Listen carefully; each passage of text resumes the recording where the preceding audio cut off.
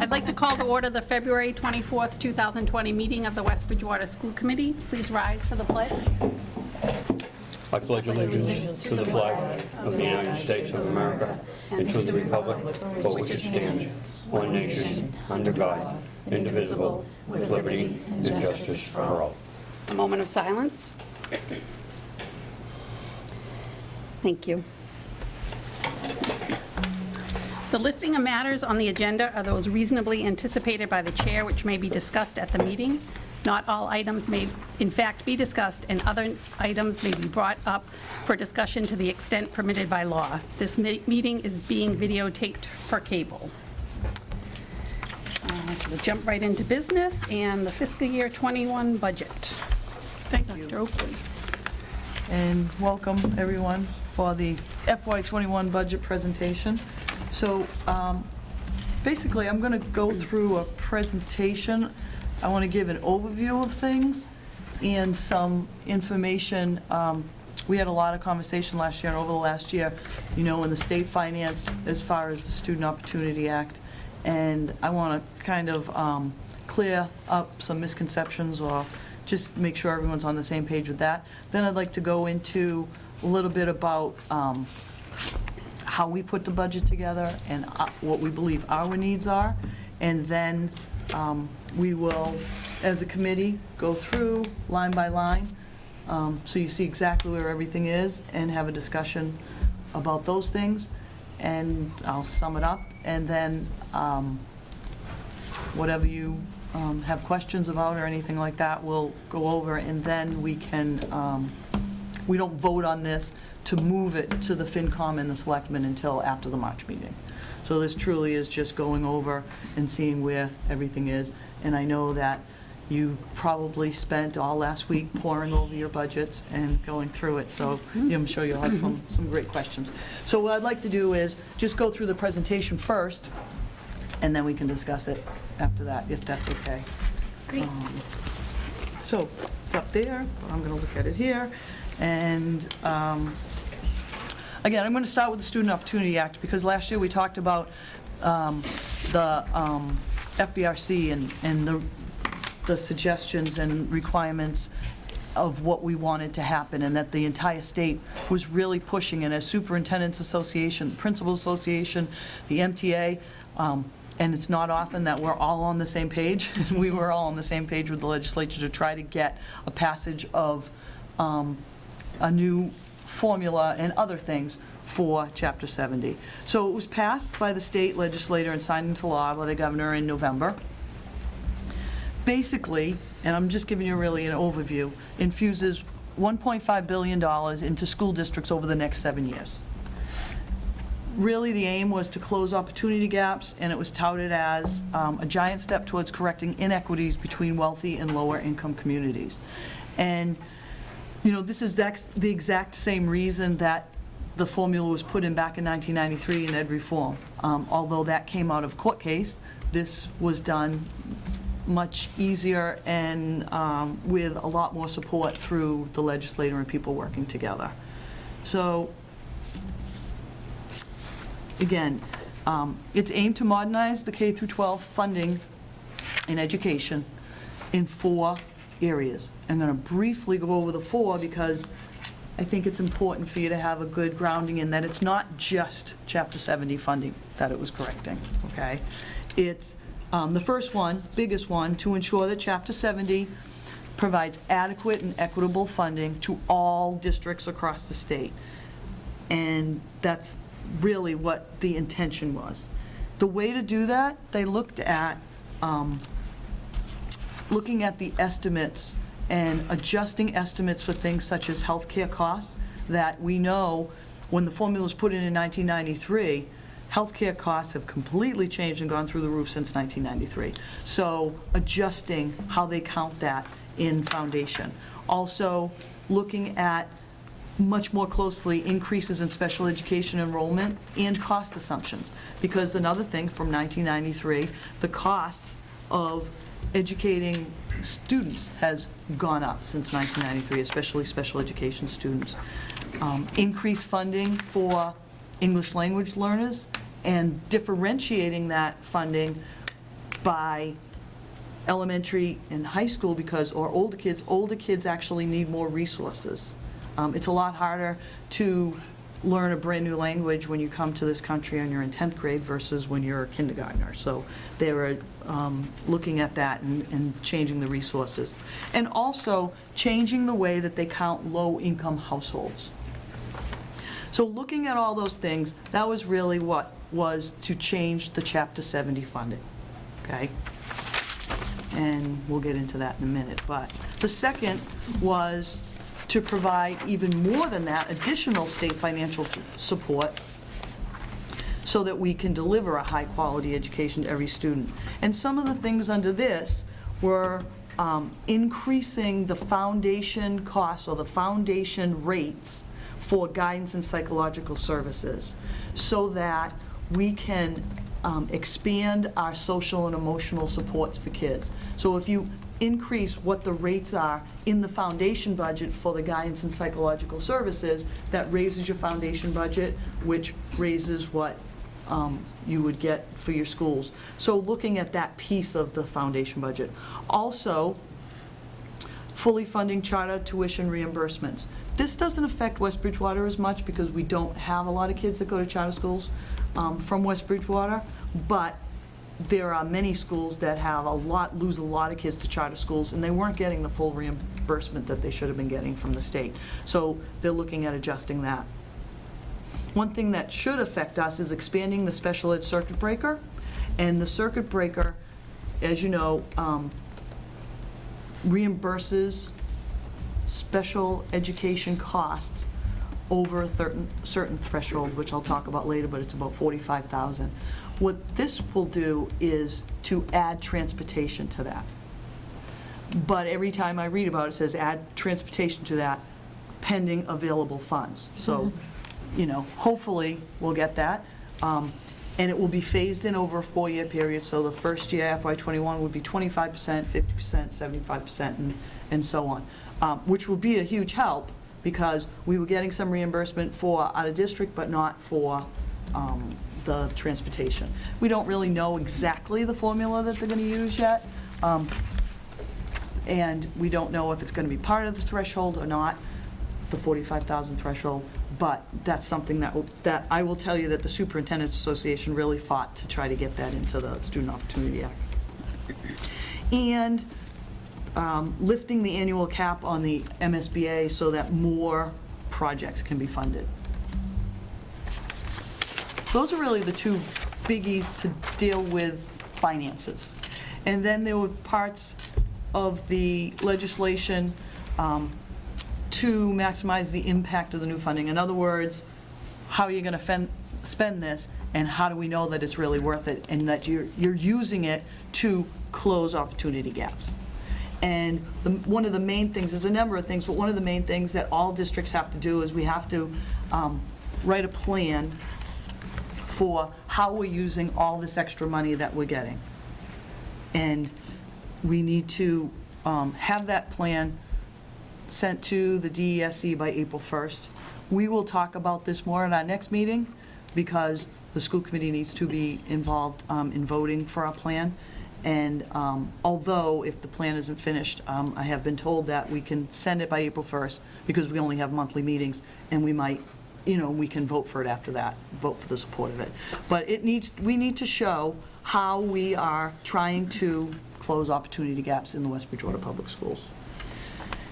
And then lastly, there were a few things that I think were thrown in at the end and say, okay, there's things that we couldn't put into this because we really wanted to get it passed, but we think it needs further analysis. And one big one is they established a Rural Schools Commission, because there are a lot of rural schools out in the western part of the state that face very unique challenges that we don't in southeastern, eastern, and central Mass.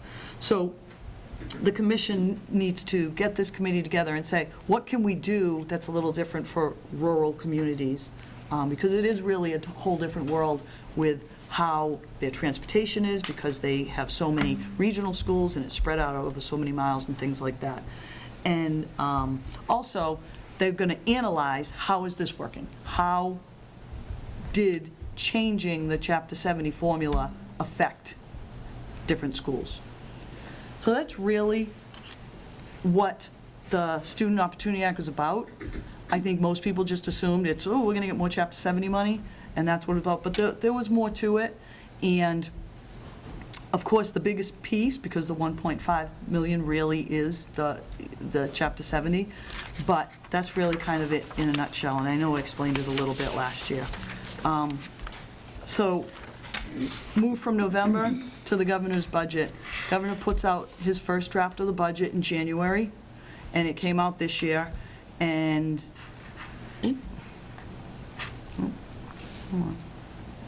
unfortunately, 85% of the increased Chapter 70 funding is going to only 35% of the districts in the state, and we are not one of those districts. And I'm not saying that it was not an important thing for us to do and to push, because I do believe that all kids, it does not matter what your zip code is, you deserve a high-class education. And there were situations, in some of the urban situations, where they have higher needs, they need more resources, and their towns, cities may not have as much ability to pay as some towns. However, I thought, based on what the governor's projections were last year, that we would get maybe a little bit more. And the Commissioner of Education is 100% honest. He stands up in front of us and he says, I get it, 85% of the Chapter 70 funding is going to 35% of the districts. And what does that mean for us? So last year, in FY20, we got a 9.8% increase in our Chapter 70 funding, and that was an increase of about $362,000 we got over the year before. In this governor's budget, this came out, we got $148,000, which is an increase of 3.7%. So we actually we're getting a lower increase in our Chapter 70 based on this. And the 35 communities that are getting more are more of the urbans, the gateway cities. And that's really what a lot of this was to do, to really reconcile that difference between the wealthier and the lower income communities. So Brockton, for example, in FY20 had a 6.3% increase in their Chapter 70 funding, and now with this change, they have an 11.3% increase. So it really did help those cities more than the towns. And believe me, I'm not begrudging Brockton. I grew up in Brockton High graduate, but in my opinion, I wish that it had gone further, because I believe that the students of West Bridgewater have needs also. But what it's really saying to me is that the state, the legislature, and the way they put this together, that towns like us, what they're saying is, we believe you have the ability to pay more. And that shows it pretty clearly with the fact that in FY21, the minimum contribution to the school budget required by the town to give us an adequate education went up by 7%, about $533,000, not about, $533,946, okay? So that shows me they're saying, all right, your Chapter 70 went down, and we believe your minimum contribution required by the town went up.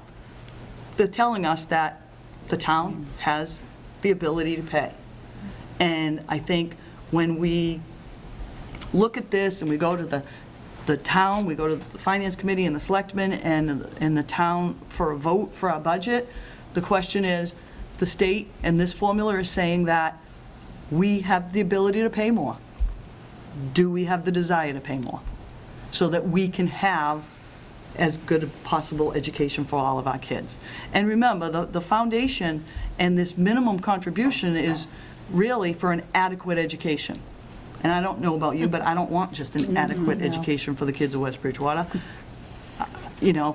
Inadequate to me is like a C. I don't even like A minuses. That's just me. But I don't want an adequate education. So that's the minimum that they're saying it's gone up by 7%. So, I mean, if you take the 533, 946 plus the 148, they're saying we should see an increase of, 600 something, maybe, what's that, like $651,000 or something like that. So, again, went down, that went up. So what this means, in a nutshell, is that, again, Chapter 70 will still only fund approximately 26% of the school budget. 59% is funded by our town, and 15% for our budget is funded by school choice funds, grants, and revolving accounts. And really, and I've said this every year, it's not great to be dependent 15% in your budget on grants, revolving, and school choice. And because any of those can change like that. I mean, whoever gets in as president anytime, they can cut federal grants. And we depend a lot on our federal grants, but Title I, 240, the IDA, I mean, they can come and go like this.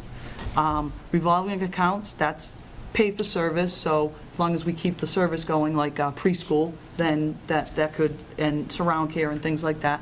But school choice, we have a very attractive district, and a lot of kids want to come to this district for school choice. And we take in about $1.5 million. And we are at the point now that in order to maintain the education that we want to have in West Bridgewater, we use every dime of that. If those school choice kids go away, and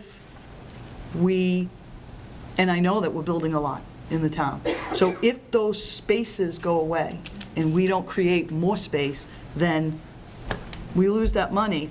Well, there's going to be a heck of a lot more that the town's going to need to give us, more than the 7% increase of the minimum, because that's $1.5 million just in school choice to make that up.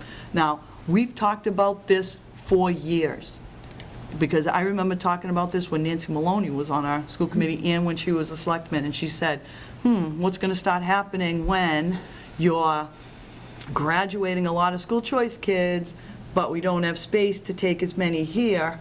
And it might be a 6, 7, 8 year trend, because once they're in, that we keep them. And I said, that's going to happen eventually. We have to think about that. But we went through a really tough recession years ago, and we used more and more school choice in order to support the school. So we use every dime of that. And we're really balancing our budget on the backs of other towns, really. So it's one of the reasons why we want to keep up our product, because we want to have people here. And I can tell you that, Kim, you can tell me, you just told me the other day what the newest number of school choice applications, and it closed today. Yeah, 130 right now. Like 130. We don't have space for 130 kids, but 130 to 150 kids every year apply from out of town to come to the West Bridgewater Public Schools, and I always say, it means we're doing something right. But, one of the things that's done is, now everyone wants to move in town too, because we're doing something right. And it's taken those spaces. So it's a nice problem to have, but we need to be careful of that and be cognizant of that down the road. So the bottom line is, in my belief, the Student Opportunity Act is not the panacea that we hope for to support our local budget, not in the town of West Bridgewater.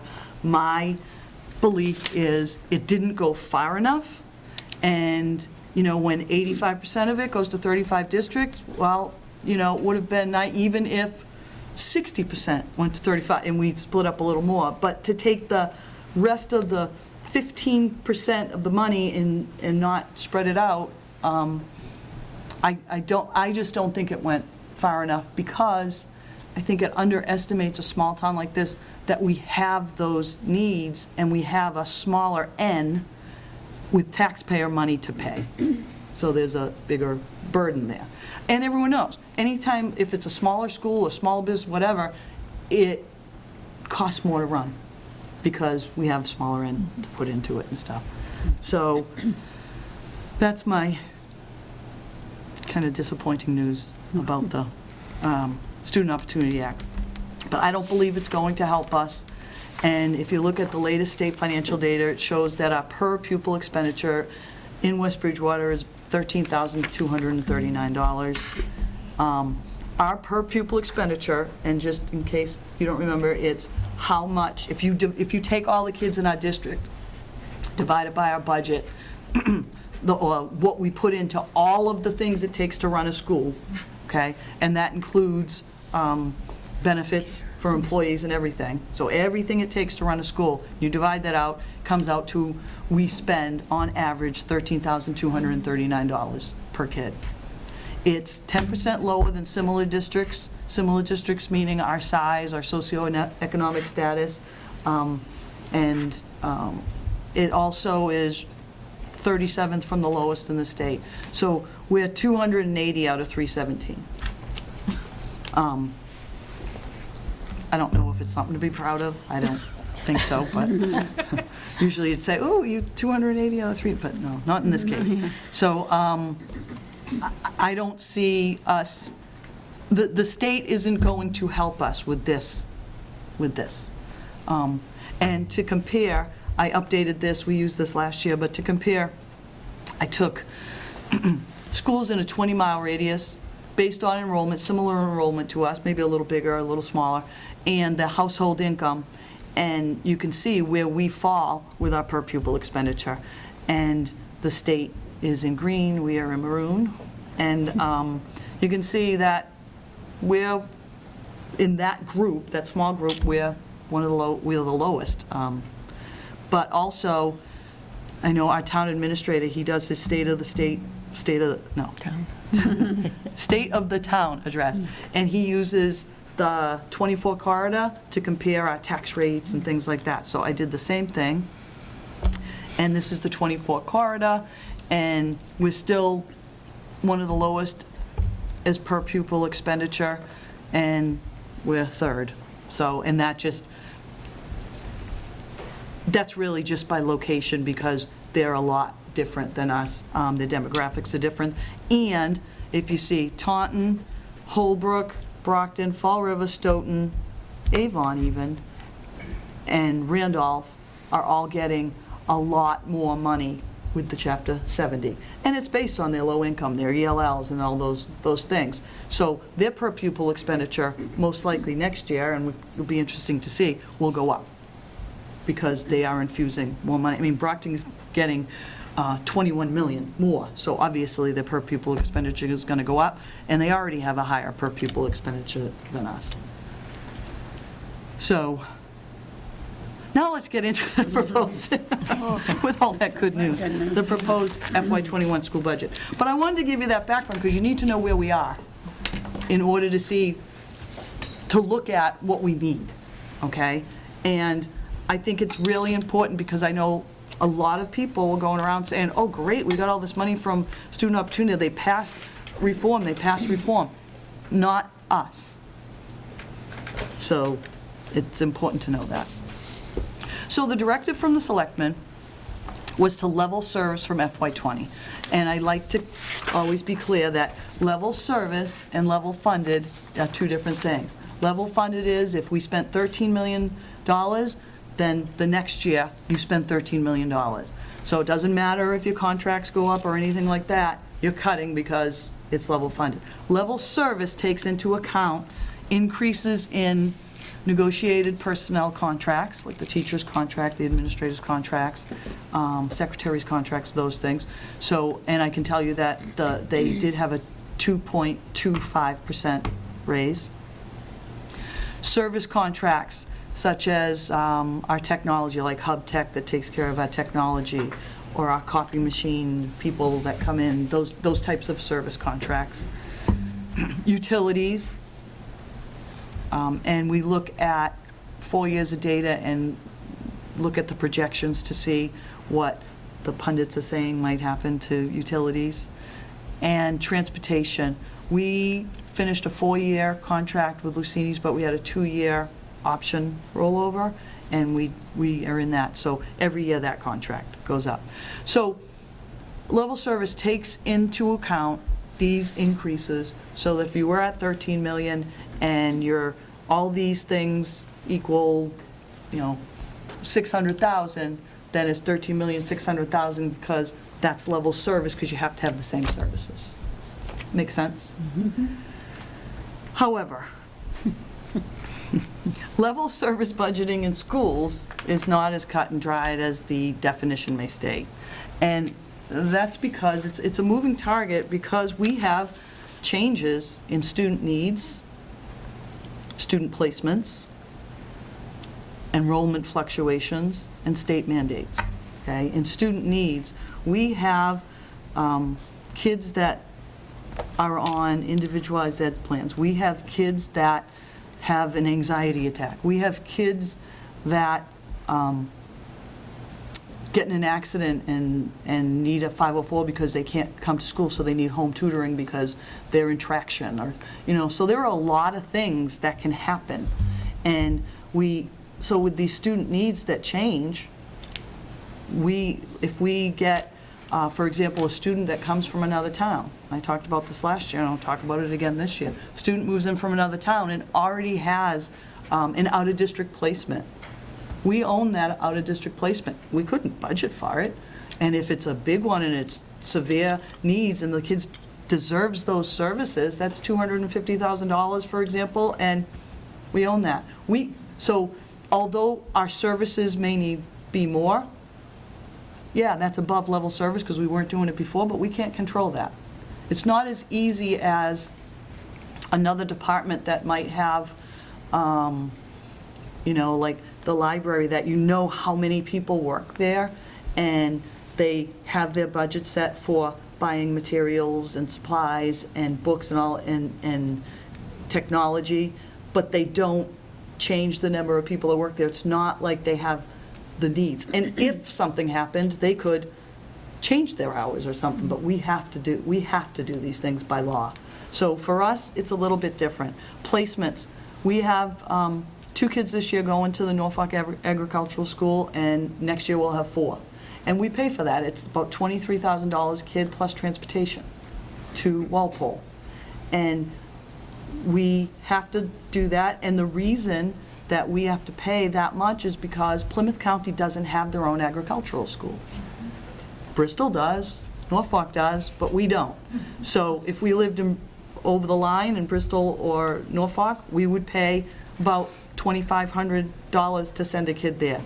But we have to spend $24,000, $25,000, So, but do they deserve to go there? Yes, they do. But we don't know if that's going to happen. Enrollment fluctuations. Perfect example. We have in the first grade this year, we call it affectionately the bubble class, because it was a bigger kindergarten, and we needed to have 5 sections, not 4 sections.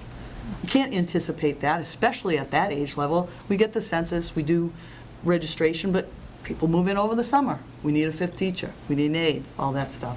And state mandates. Every state mandate that comes down seems like it takes more of our time, effort, and money. But one particular one off the top of my head, because we were dealing with it today, is the McKinney-Vento Act, which is services for homeless students. And if a student is in this school system and can't live here anymore, goes to a shelter, goes and doubles up with someone like a family member in another town, they have the right to still come back to our school. So we have to then split with the other town and pay for the transportation for that. And that can get expensive. We're looking at one today. It might be as far as we have to bring them here from Framingham. So, because they have the right if they want to stay. So that's a state mandate, and Suzanne Bump investigated that and did say it's an unfunded state mandate, but it doesn't matter, we still have to do it. So those are the things that make it really hard to level service a budget for a school. So I would like to show you that our FY21 increases above level service is going to be, we have our special ed placement and service changes, our out-of-district placements are changing. And I'm going to show you a little bit more about that because I want to get more in depth in that. But we have a student that moved in to town based on a family situation where they're no longer living with one parent, but living with another parent, and came to us before the holidays, but because it's a private placement, we don't have to assume it now, but we have to assume it for next year. And it's a young child with very, very, very significant needs that's already at a very restrictive setting outside. And that's, I think, Cora, it's close to $200,000. That $194,000, because I know this kid's going to be here, because they're actually living here now, but we take them over from Bridgewater next year. That's the transportation. That's the setting and all that stuff. Yeah, so I already know that. Addition of a mental health professional.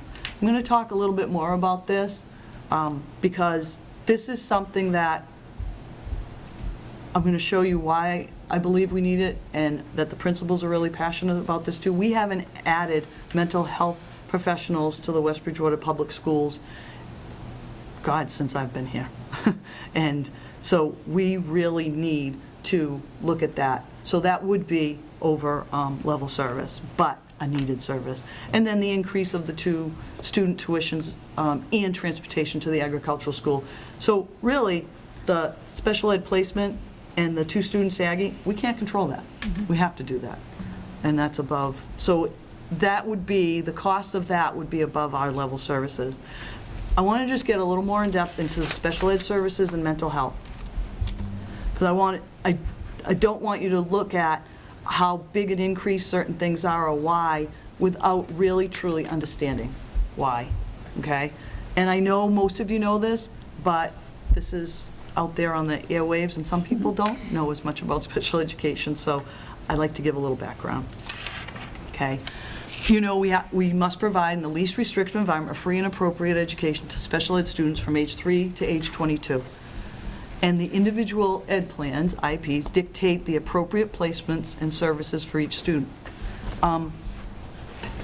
The most unpredictable costs for special ed are outside placements for districts whose needs cannot be met within the district. We try very, very hard. We work very hard, and I can say that Mr. Michael Lazig has worked over the past 3 years really to build capacity within our district and really become an inclusive educational environment. He's done a great job with that.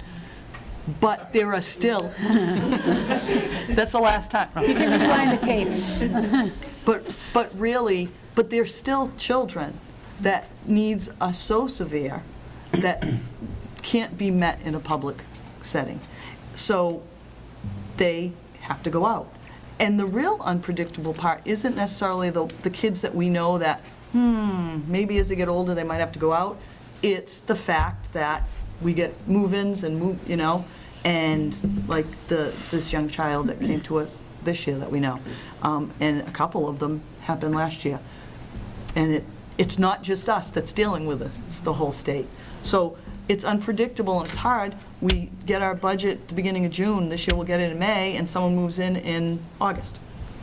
If it's a private placement, we're okay for a year, but if it's a collaborative or a public placement, we're responsible for it in that actual same year.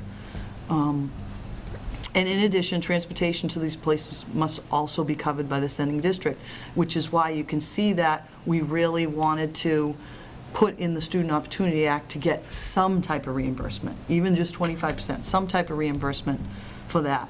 But you have to pay it up front. So currently, 1.5% of our population is placed in an out-of-district placement,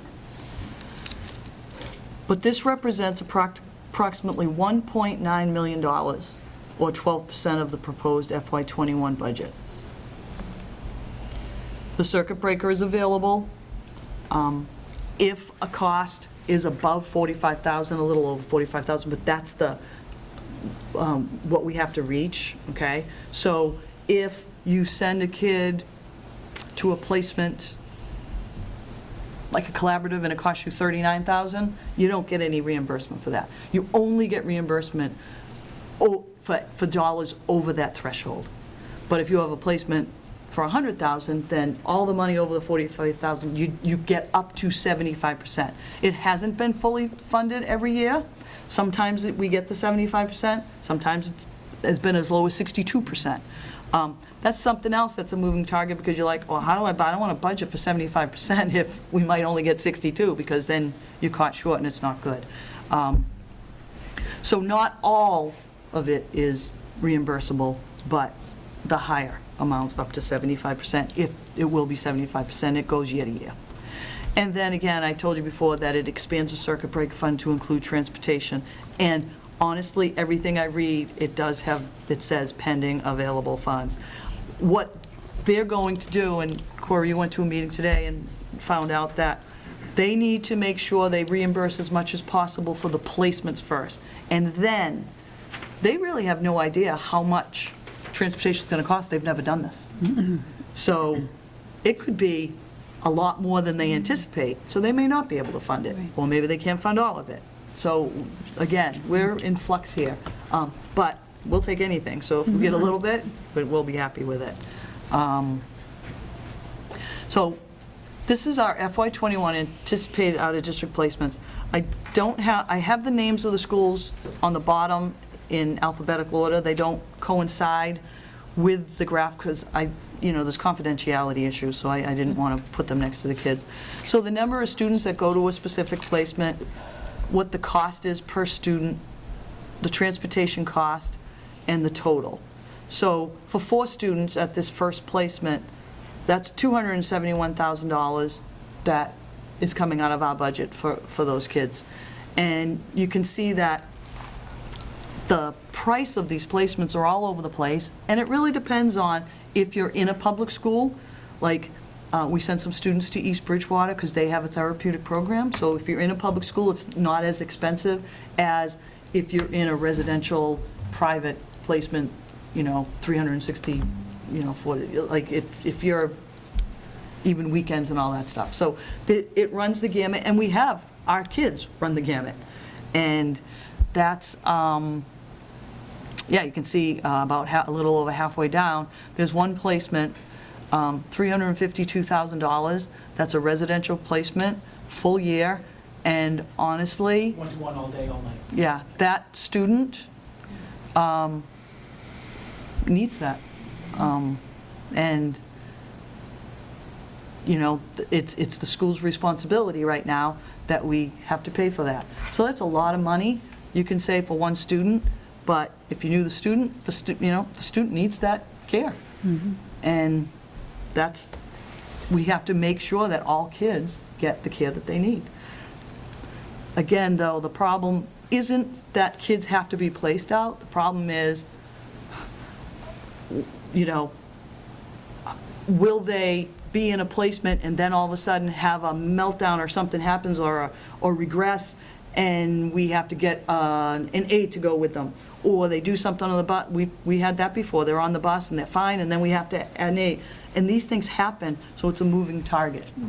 So, but I think it's important for people to see that this is real, and just because it's a small percentage doesn't mean that it shouldn't happen, we shouldn't fund it, but we have to be aware that these costs go up every year.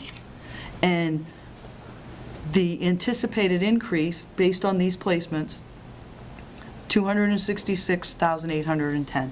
So that's the biggest increase over level service.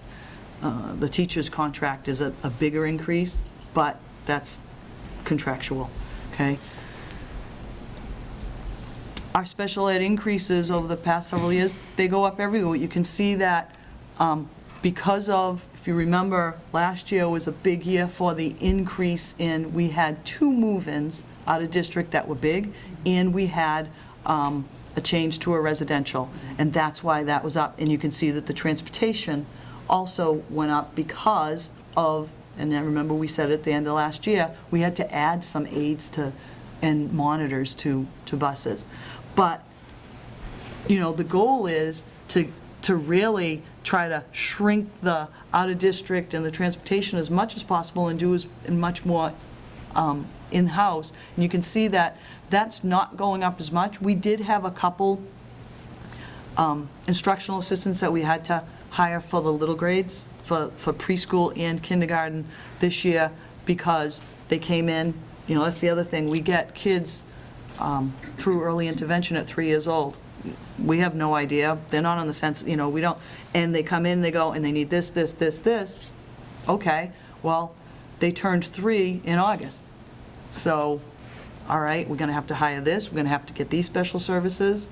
We have a child, one of the homeless children that came in, that has some really, really specialized services that we don't have in-house, that we have to bring in specialized people. Those are the things we can't anticipate. But, again, we have done a really concerted effort to try to keep it inside and build capacity and really be able to do as much as we can and have a very inclusive education. You can see that by the blue doesn't go up as much as the others, and I think that will continue to happen. But, again, there's no control on out-of-district tuitions either. They can just go up. And the private placement can just increase and say, okay, next year we're going up 12%. Even a collaborative placement can say, we're going up 12% because we need money for something. So we have no control over that. And once a kid is placed in a certain place and they're thriving in that placement, just because the price goes up, the school can't say, well, we really need to take you and put you in a because they're thriving in that place. That's not going to happen. So it's easy. And the reason I say this is because I've heard people from the outside say, well, just do this. It's like, they're people, The next thing is the mental health. And people don't like to talk about this, but I think we need to. The adolescent mental health crisis is a national epidemic. I think if you saw in the news the last couple of days, the state's trying to do certain things about it, and it's important because it's a whole generation of kids that we are going to be struggling if we don't do something. And the last 10 years, and I got this research is from EAB, their global research for institute for schools. They'll do research for you, and they try to take the research and then put it into practice so that we can help in different issues. 1 in 5 teens suffer from at least one mental disorder. And we hear, and I have the statistics here mostly for anxiety and depression because that's the highest disorders, but there are so many others like eating disorders and ADHD and all. So there's a lot of disorders when they say 1 in 5 teens. But lately, we've seen, so in 10 years, a 17% increase in anxiety disorders and 80% increase in kids reporting a major depressive episode. And in addition, this national research forum, and this is hot off the presses because I was at a conference a week ago and I got this hot off the presses, 3,069 suicide attempts made on average each day in this country by students in grades 9 through 12. And, we were touched by more than an attempt, and, 3,060, one is too many. And that's a crisis. And there's a lot of reasons why this happens, but and we can't stop it, we can't cure this, but we can try to get early treatment and early identification to try to help kids. And in West Bridgewater, we're not far from the national, we've seen an increase too. We asked the nurses and they keep logs. Mental health related issues has increased when they visit from 7% to 15% just in the past 3 years. So kids coming in because they're anxious, they're having a meltdown, they're depressed, or anything like that. And that's just in 3 years. Hospitalizations for mental health related issues in the past 5 years in West Bridgewater went from 2 kids to 10 per year over the past 5 years. This year alone, we've had 6 withdrawals from school due to mental health issues. They just can't handle it. They need to be out of school. And we currently don't really have mental health professional that can help them And one of the things a mental health professional, and I keep saying that because some people call them adjustment counselors, some people call them social workers, and I don't think the name matters as much as that they're there to help and bridge these kids to come back, or maybe be able to keep them in school because they identified them earlier. Because less than 50% of adolescents with mental health issues receive appropriate treatment for their condition. Less than 50%. But early identification and treatment is the key to successfully managing, and school districts need to be the first point of care. If not us, then who? Kids are going to feel more comfortable coming to someone in a place that they're here every day than saying, I think I have something wrong, Mom, can you get me a doctor, can I go here? And they probably don't even want to tell their parents, because they don't understand a lot of times how they're feeling and why they're feeling different and why it's this way and that way. So if we need to, as schools, have the support, and it's nice because the Student Opportunity Act said that they want to try to put more guidance and psychological services in. We need to have the tools. So I am proposing that we add that 1.0 mental health professional at the middle senior high school, but it doesn't mean that they won't help out at the lower grades. We're seeing higher numbers right now at the middle senior high school with these cases, but the earlier we can start, we can also do things if we have someone in-house that can help at the elementary. So I really believe that although that's above level service, I think it's important for us to add this because kids can't learn if mentally they're not able to learn and if there's something else going on. And I also know, over 50% of kids with mental disorders drop out of school, if they're not treated. So we need to do something, and we are the first lines of defense. So that's really the justification for why we're over level service. So with that said, our FY20 town appropriation last year was $111,102. Our proposed for FY21 is $13,836,46, which is a 5.5% increase, $724,944. And I find interesting that that's not that far from the minimum increase in contribution, which was the $533,946, plus the extra 148 from Chapter 70 equals 681. So we're not that far off from that, which I thought was interesting. Our school choice grants and revolving accounts, $2,375,853. So it brings our total budget to $16,211,899 that I'm proposing tonight for FY21. The costs for those increases over level service, the special ed out of district placements is an increase of $266,810, which is about 2% of that 5.5. So without that, we'd be, closer to 3.5. But again, we don't have control over that. We have to do that. The two additional agricultural placements, $54,158, and the proposed mental health professional, because they're not going to be right out of college, a bachelor's step one. They have to have probably a CAGS and higher degree qualifications, some service. So middle of our scale, that would be probably about 70,000. So 70 and 54, that would be another 0.8% increase, and then the 266. So those are really the big areas that I wanted to kind of give you an overview so you understand why the budget is up so high. So, now, what I'd like to do with you guys is go over line by line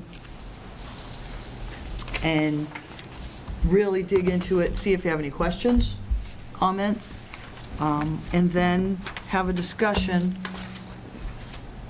about what are your thoughts. Because really, you know, and I say this every year, the job of the school committee is not to say, I think you should add this, Patty, cut this. The job of the school committee is, this is a response, yep, we're going to go in with 5.5%, or nope, we're going to level service because the selectmen said level service, or I want this, we're going to go in. That's really what you need to decide and vote on, not tonight, but vote on at our March meeting. But I think we have to have the discussion and go over that. And we're going to go, they have a whole budget book, but I do have overview drafts of at least the cover page lines, if people want to be able to at least look at that.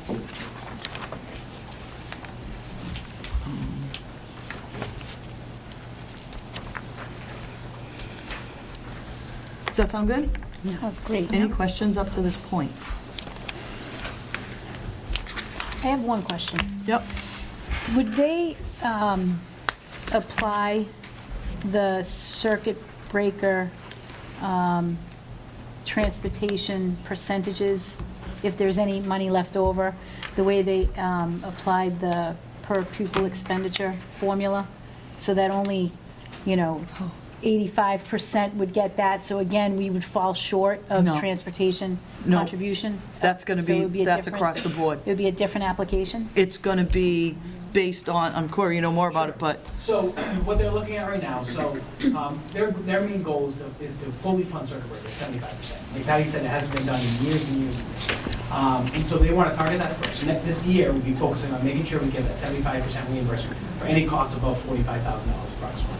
Transportation, now they want to add that to circuit breaker. But what Jay Sullivan from DESI said today, he was very weary about it, is that he's not sure how many kids are now going to be found eligible for circuit breaker reimbursement, because now you can add in the transportation for the reimbursement. So the state right now doesn't even know if they have enough funding available to fund it at a certain percentage. This year, we do know that it's going to be approximately probably about 25% of, in some mathematical formula that they came up with. But right now, they still don't have a definite percentage of what that will look like, because they are going to put that towards circuit breaker, and that could mean another 500 kids statewide get found eligible for circuit breaker reimbursement. So right now, they're just really weary about that. However, whatever percentage it is, it's going to be the same for every district across the state. Not Okay. like student opportunity. Very different. Great, thank So you. as it applies to our 19 out-of-district placements, that would bump at least 2 more of our students into circuit breaker, correct? If the transportation was added, because we had 2 students that were right at Yeah, the so good 30,000. question. oh, yeah. If they do it that way. If they do it that way, yeah, we might have a couple more kids that Which, when we were lobbying as superintendents and going to the State House, that's what we were pushing for. We wanted it to go towards the threshold so it would jump up people, so we're hoping that's what it will do. But then what that's probably going to do is then just knock down the number of the percentage across the It board. could if there's not enough money left, yeah. And that's the problem when it's said, when they say if funds are available. I mean, it's been the law for years that circuit breaker's 75%, but it doesn't mean that they funded it 75 They because you don't can't have get it. So like I money said, out of a last stone. year, if we had a kid that was $40,000 for tuition, right, they didn't meet that $45,000 threshold, Right. we wouldn't get any of that Nothing. $40,000. Right. And say we paid $30,000 for transportation. Still that wouldn't whole count. $70,000, we get zero reimbursement for. Now, this year, if the student's $40,000 plus the $30,000 for transportation, that's now 70 total, and they meet that threshold. And that's how they. That's what we want. Yeah. So now we could get 75% of that 25,000. Correct, exactly. Right. Or 62%. Right. Either way, it's still a Right. percentage. But You're good with that. Something's better than nothing. something's better than nothing, so at I least. like the double I'm digits. glad, I'll that take the wasn't- 75, but I'll also take the 60. Yeah. Too. And that wasn't originally in the Foundation Budget No. Review Commission. That was added Later. after, so that's something that will definitely help, so I'm glad it was added. All right. Excuse me. Corey, keep your fingers crossed. $1 million roughly that we're spending, that's before any circuit breaker help. That's including the reimbursement, correct? Is that- Right. yeah. That is including our reimbursement from the previous year. Estimating that, Yeah, pretty much. Yep. Probably the most fluctuating part of the budget, especially. Okay. yeah. Okay, so why don't I just go through, I mean, you have all the specifics of each page, but, you know, a lot of this, there isn't that much change, so anything that stands out, if you have a question, fine. If not, I know things that I'll already talk to you about. So, not much change, obviously. The school committee, nothing. And that, you know, is for the, oh, and I have to give Kathy Was that some. higher expense because of the lawyer when we did That's what I negotiations? was going to ask. It's one of my questions. Is that I don't what it know. is? I'm Well, not you were on the sure. What? committee. I don't know the Is answer. You were to on the negotiations for the expense. What was the teachers, so. question? Yeah. It's This further. higher expense here of $8,893 for FY18, was that the year we negotiated with the teachers? Is that the No. legal fee? Then why was it? I'm not sure what that was, because I'd have to go back to 18 right now, and I don't have my stuff with me right now. for Okay, 18. well, That was one of my questions, too. because I thought it was the year we negotiated. When do we negotiate? But The year negotiations after? comes, there's Goes into another legal. line, there's a legal line. Yeah, I know, but that would be, wouldn't we pay the lawyer out of the, No, it's out of the legal line. You know what, that Okay. was Where are you the guys? policy Just out of project. curiosity. I Oh, have the that note policy from last project. is that what it is? Yes. Is that the third payment? So that, I don't know, it was- Okay, so that was to, Yeah, okay, so so if MASC you're policy. right, that $3,500 was out of the, for the policy. yes. That would be the last $3,593 Yep, Yep. is for the policies. Yes. That's a good answer. Yep. There you go. Thanks, Tom. Susie, you're on that committee. I am. I told you we shouldn't have voted it in. I'm just saying. Could have Voted saved some you money. in or it? Which No, one? the policy. I told you. Donna and I could have handled it swimmingly. And I think we are, Move on. actually. Just saying. okay, Back to page you. 2 of 33. Good thing we have a sense of humor. Should have brought popcorn. Okay. So the next is superintendent's office, and yes, you're saving money because I'm leaving. So. That's what that is. Can we put that to a vote? So that's really where the difference is. Business office, there is an increase there, a couple reasons. One is that there is an addition of a .5 accounts payable person, and there was more money that we paid out of revolving funds before, so that's why there's a difference. But also, Sarah, our previous business manager, several years ago, had been here for a lot of years, and she ended up, when we needed to cut the budget, probably 4 or 5 years ago, gave up and said, all right, we'll take that accounts payable person, we'll cut that person. So we did. Going through last year, we just saw, and this year, we need that person back. We don't have a 9-year veteran business manager that can juggle everything and do everything because she knows everything else like the back of her hand. So that's why that's an increase there. No, but we do have a good business manager. We do. And maybe in 9 years, she can cut the person. But right now, no. No. She's so good, it will be in 6. District technology, that is up a little bit, but that's the data processing and the fees for hub tech. Those are mostly service contracts, and service contracts go up percentages. We get this from Ed Sarro, and he has, hub tech costs this and this, and what are the other ones? It's a percentage. All the licenses, like one of the big ones is our Aspen Student Information System, which collects all of our data that goes into the state. So it's all service contracts, so that's just an increase on all those different service contracts.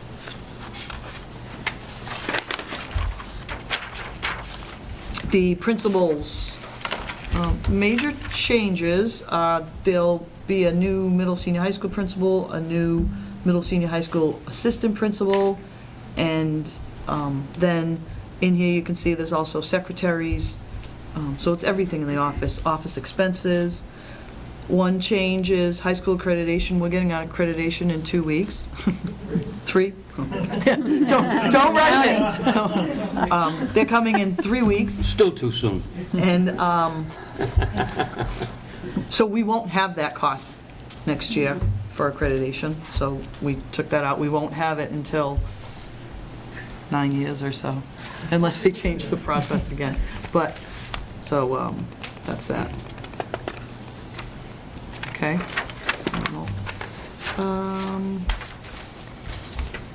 The next page is teaching services. We, you can see some difference between the high school teachers and the Roselle teachers. We had a lot of movement last year because some of our higher paid elementary teachers stepped into different jobs, an ELL job, a job at the high school, so it shifted there. And then we hired teachers at Roselle and at a lower step, and then we had a couple really big retirements of longtime teachers, so we were able to hire people at a lower cost. So that's the decrease there. You can jump in if I'm missing something. I know, I'm at it. Thorough. Professional development, that's just contractual. No change. And there's no change in that. And that's for conferences and teacher classes, and that's just part of the contract of a certain amount that has to go into it. Okay, the instructional supplies, the instructional technology, those are the principal's budget. So you have class supplies, textbooks, virtual classroom is in there, library materials, tech supplies, software, hardware, all that stuff. There's fluctuations, but in that line and a few of the other lines, the principals actually were level funded. So even though you see on individual lines that it might go up here and go down there, it's just how they decided, I want to spend more money on software and less on instructional classroom supplies, or more, especially at the elementary, more on consumables and less on textbook, and they move it around. But the money overall didn't increase. Right.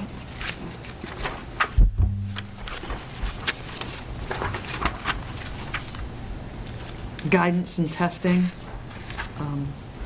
went up for a couple reasons. Well, the raises of the personnel, and also we did increase testing and assessments because we were falling short on that. And those are the psychological tests, right? Yeah, that we have to have.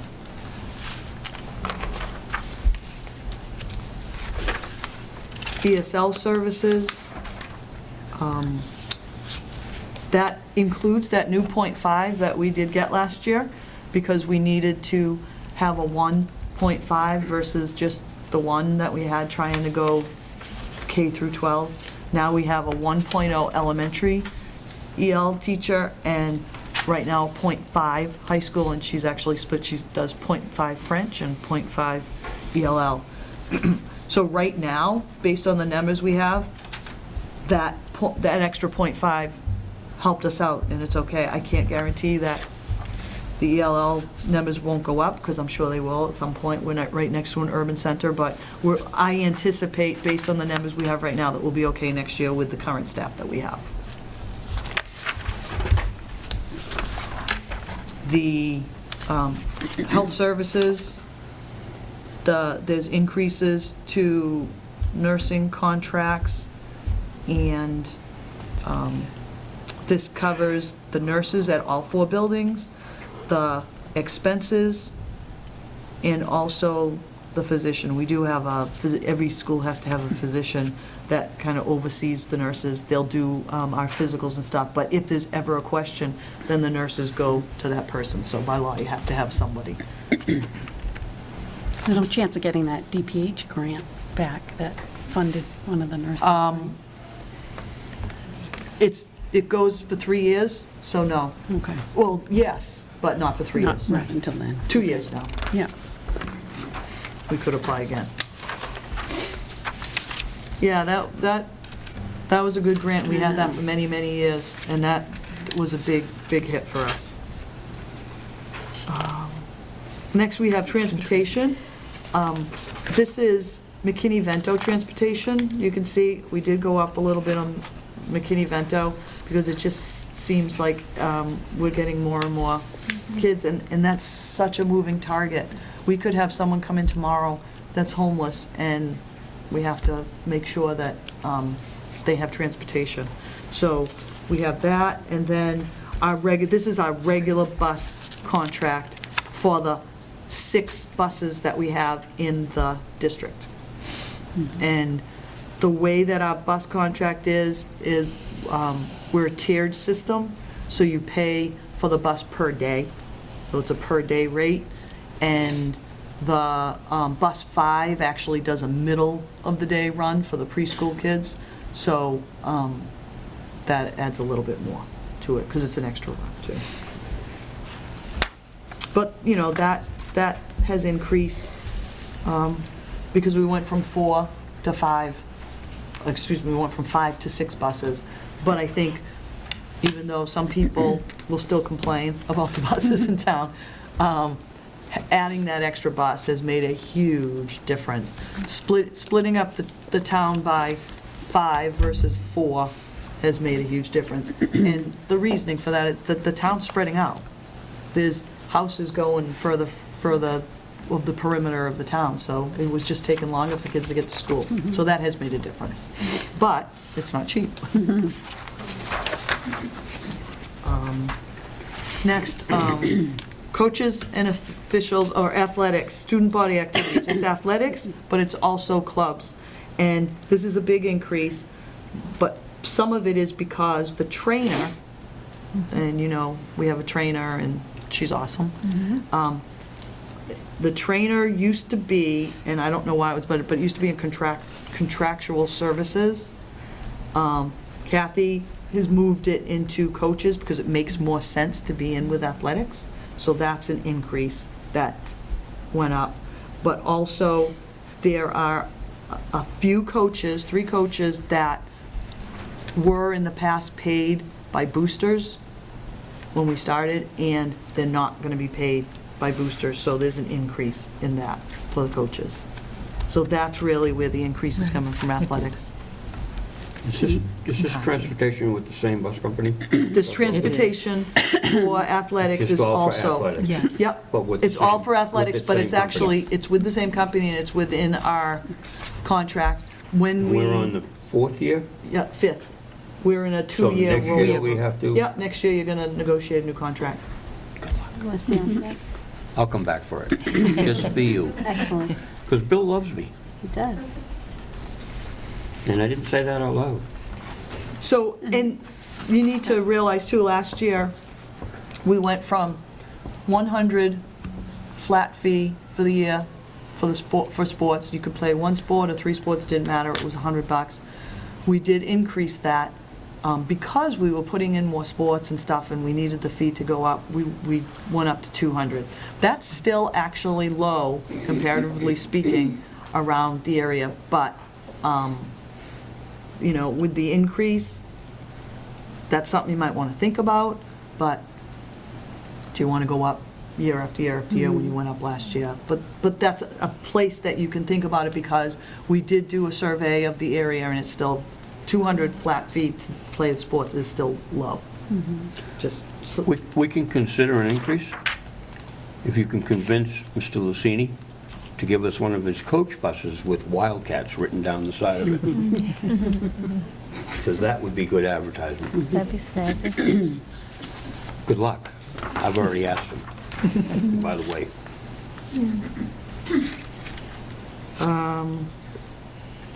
and then maintenance, custodial services. There was a halftime addition to that, right? Yeah, and it's the, Second line's for The all town. 10 of them? yes. Yep. And then, And- and then we moved Is it 10 the, of them? It's 10 plus it is half a guy from the town. The town, Why are we for- still doing that? because they do our mowing and all that stuff. Why are we still doing that? Because we don't have any mowers. I know. We would have to, for us to pick it up now, I mean, that was done before my time. But for us to pick that up, we would have to go to capital. We don't have any mowers. And so we would have to do No, to that. get mowers is about 15,000 per mower right now. Yeah, And then we need help right. on top of it. I mean, the other thing, and I know that, I think when Sarah was here, you looked into having a company do it to see if we could save Yeah, but money it that wasn't- way. Well, we also didn't have an artificial turf field at that time. Right, We were trying to save the existing football field. right. And now we're trying to save the 2 soccer fields, which could come to not happening also in the near future. Right. We don't know. So the half guy, that's what it's for. It's for keeping up our grounds. Right, I think that in the future, Mark, you need to broach this area again with a conversation with the town and relieve us from that responsibility because of the conversation that we're having now with everything that they want to do with different fields.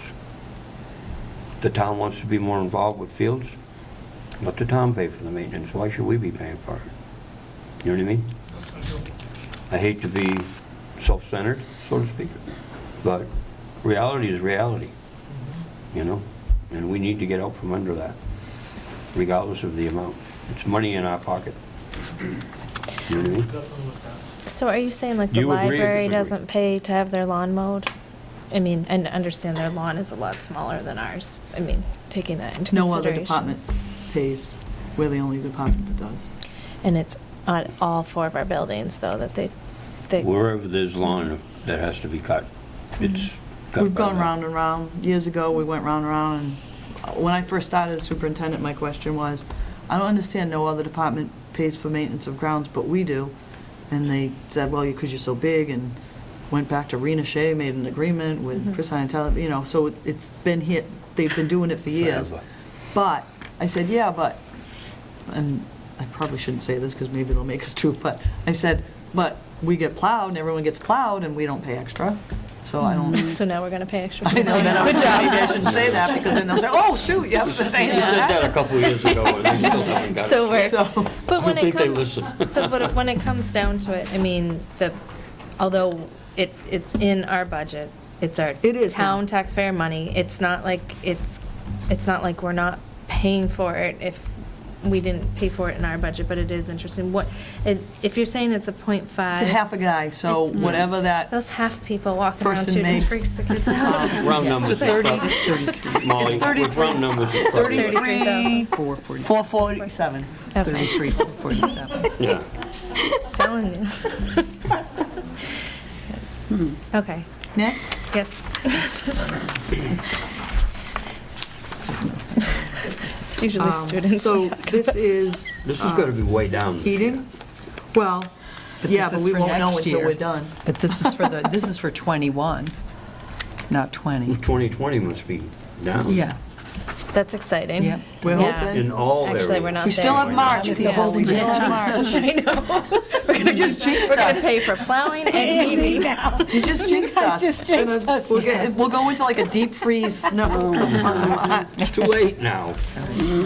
No, March is a very snowy month. We're going to have to close for, remember Listen, the I April remember schools? Easter. And now, if the wind blows, we have to close schools. I remember Easter and a foot of snow, so let's not get on that road. I know. In April. I know. Are we at our 1 hour max? Any questions on this? This is an estimate for 4-year trends, but also, and she looked at past bills and stuff. This is an area in FY20, when the town came back and said you needed to cut. I really couldn't cut services, so we did cut this, so we're hoping that it stays low, because if not, we won't have enough. We're gonna be But that's chilly. why 20 Yeah. looks different than 21, but we went back up to what we think is normal. Okay. And then utilities for electric, we're actually down. Again, she looked at 4-year trends and prior building and thought, oh, you know what, we can save a little there. So when you look at it that way, if we went down in electricity 18 and then it's up a little bit, 28 in heating, that can kind of move from one to the other. Maintenance of grounds, that's the sewage, because we do still have to be pumped. And Here. at the field, the concession stand in the bathroom. Your school and here. Spring Street and that Yeah. still need to be pumped. And waste removal is up a little bit because, The contract went up. We're with South Shore Social Disposal. disposal, and the contract went up because 15%. their contract where they take Yeah, it went up. has increased. So whatever They pass our it directly. increase is their increase. They will not increase it more so than that. Yeah, they sent both letters. Yeah, So, and they do that. so Julie got it down a little bit, but that's going to be a problem in every year. It's going to increase significantly. and the town's dealing with the same problem, They are. because I know I had asked him if And they then- had someone, maybe we could go into it together, it would be cheaper and Right. stuff, but everyone's the same, And it's the same unfortunately, problem. they didn't go up for like 5 years, and they have gone up the last 2. Maintenance of buildings, this is for services, to fix a broken light or a broken pipe or heating or roofs or whatever, but you notice we don't have much in roofs because as of the Howard Gym, all our roofs have been done. So, and that actually used to be a pretty big line item. But things happen to heating and repairs for electrical and those types of things. And so that's what maintenance. Then service contracts. But you're saying maintenance is going to go down. Is that because of we've hired more skilled in-house people? Yes, or- we do a Actually, lot yeah. All in-house. right. That's exciting. I mean, I know it's a small number, but It is. it's down. No, but that's what Julie's actually been trying to do over the years too, is again, similar to what we're doing with special education, build capacity and hire people that, oh, well, this person also is a licensed electrician, or this one was a Mows plumber, lawns. What? Mows lawns. Mows lawns. There you go. With scissors. Well, I just want to recognize it did go down, so that's nice. Equipment maintenance, this is service contracts for things like the elevator, the fire alarms, extinguishers, the phone system, those types of built-in service contracts. And again, service contracts go up. Insurance is the liability stuff, any unemployment. Unemployment falls in here as well. And we just get that from the town, they tell us this is how much. Because it goes through the town, but they tell us what to put in.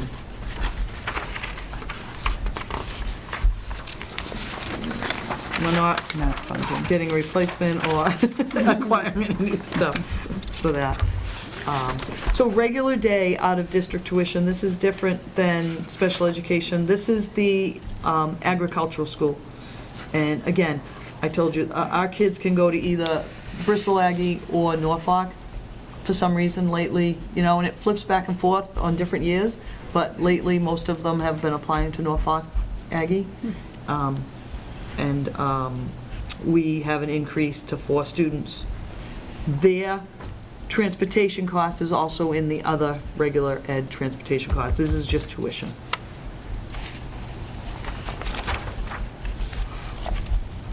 Sped administration, the director, the secretary's expenses in the office, and that's just contractual increases, really. And then some expenses is an increase just because they found that they needed more money, especially for mailings and things like that. Sped teaching services are separated out from, so when you saw like high school teachers RLM services, it's just the way that the state does its accounting, that this is a separate line, so there's teachers also in here. And I want to say that that is a big increase, but it's, some of it is an illusion in a way, because our raises, we were negotiating last year, and we negotiated a 2% raise, but we hadn't finished negotiation before the budget came out. So those raises had to be in contractual benefits as a placeholder. So by the time, so approved at town meeting, the raises weren't in there yet. So if you put the 2% in, it increases, it takes, decreases the difference by about $40,000. So that's a little lower. So then the rest of the increase is some specialized services that we told you we needed to have for students, and the increase from a part-time to a full-time behavior specialist at the elementary schools because it was really, really needed. And also the increase because of students' IEPs, especially at Spring Street, several instructional assistants. So again, that's based on student need. Does that make sense? Any questions? SPED services, this is the speech and language, the OTPT, the visual mobility, AP, any home tutors, like kids that I said maybe were at a hospital or something like that, that need to be tutored, and that actually went down a little bit. It's the teacher who changed out. Yeah, a different teacher that changed out.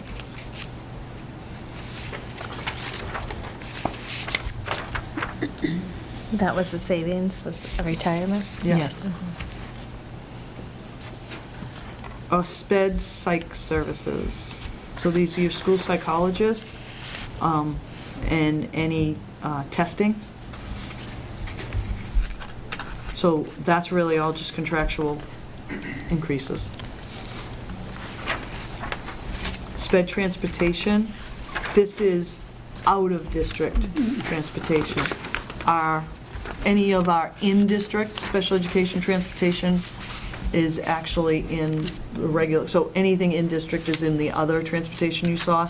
This is all contracted with, a lot of it with North River Collaborative. 99%. Yeah, with, but sometimes needs come up and they can't cover us, so we go out to bid for a different company. Would be like a wheelchair van, they don't have many, so Yep. they'll take these wheelchair vans Yep. as well. We have to go somewhere This else. is beginning to get very close to what our in-town Oh, transportation costs. absolutely.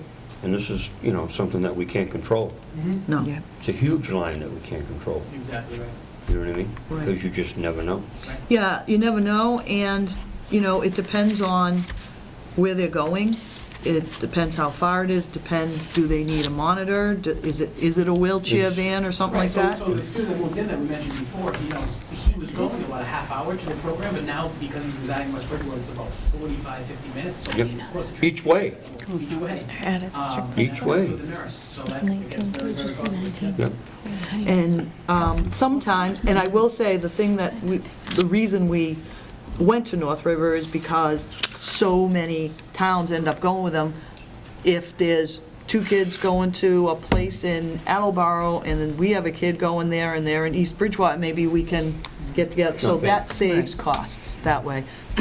And I'll tell you, from when North River didn't have that service to what they have now is, they could just be a transportation company, now they do so much. So, but it has been a huge savings. And they do all the coordination, which is nice. They do a nice job. They do. And then the two things of equipment's not there, but then the out-of-district tuitions, you can see that there are one line, and they fluctuate from year to year depending where the kids are going, but collaborative tuition, so those are to any of the collaboratives. Mostly for us, it's a Pilgrim, Reed's, North River, and South Shore. Do you have anyone at South Shore? I forget. And then you have the Mass Public, that would be like a program at a Whitman-Hanson or a program at an East Bridgewater or something like that.